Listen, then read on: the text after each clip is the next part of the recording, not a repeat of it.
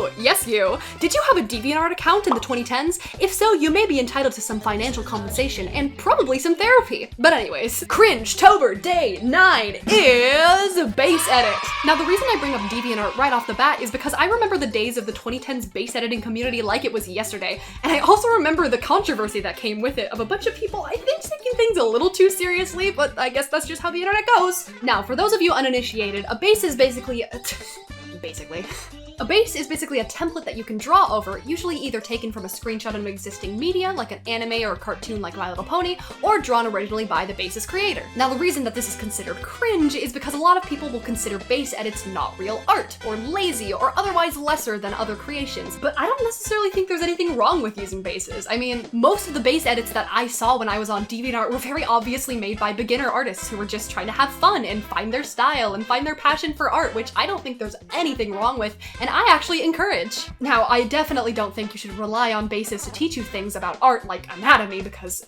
a lot of these base creators don't really know that themselves, but as long as you're not using it as a crutch and you acknowledge that in order to become a real artist, then you do have to learn some things that bases will not be able to teach you, then I think you should just go ham. I think it could be a fun little artistic exercise if nothing else, and if you haven't tried it before, I recommend it. This was a really fun process to go through because I never actually used an anime base back in the day. The closest thing that I got was making my own humanoid base, which was,